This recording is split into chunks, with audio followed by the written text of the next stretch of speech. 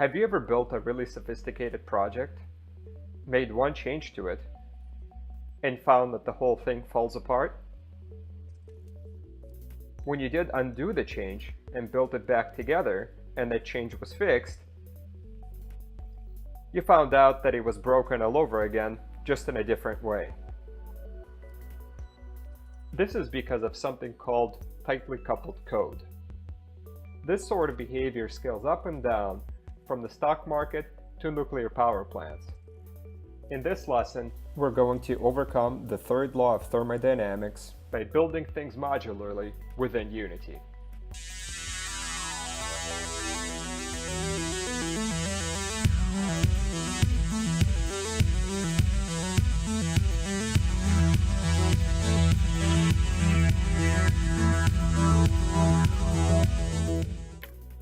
Hello everyone, I'm Valentin, and I'm a developer in the field of mixed reality. Most of my work is spent working in a game engine, so I work with a lot of other people's code. Some of it may be my collaborators, some of it may be black box DLLs that I expect only to get an output and really even have no interest in finding out exactly how they work. Now, when I put projects together, oftentimes I may find that there's some weird interactions between my code and somebody else's code. And I don't exactly know how to isolate because over time things get more and more complex. And in fact, this has often become somewhat of a joke, some sort of an expectance of when fixing bugs, other things would then break. This is specifically something called a normal failure. And at first, when I did this talk, you had this very technical title of Dependency Injection in Unity 3D. I think this scared off most participants, specifically the word injection. And then I ran into a title by a professor called Michael Pero, who wrote a book called Normal Exodus.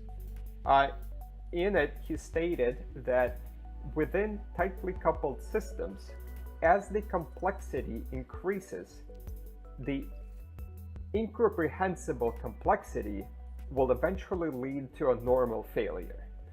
Power plants work within the third law of thermodynamics. For every action, there's an equal and opposite reaction. This is why a lot of power plants have like 10 different redundancies, so things will not happen and will not cause a meltdown.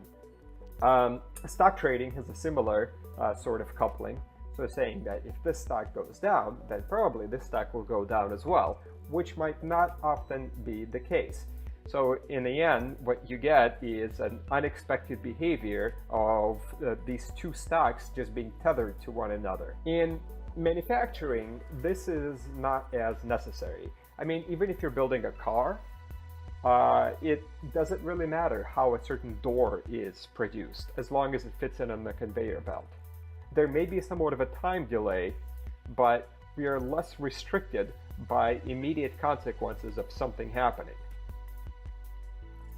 In software, this is even less relevant because we can replace things and we really just work in an environment that we create ourselves. So this is the title of this talk. Press button, get banana. Modular development in Unity.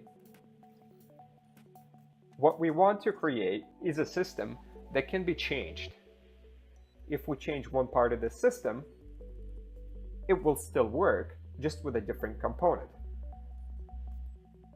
We keep changing things, it continues to work. We're going to start off by just talking at the way that Unity uses its system called an entity framework, and talks about its advantages and its severe problems when it comes to communicating to other objects. And after that, we'll go into the details on how to make your project modular and have loosely coupled code which is small, testable, and proven to work.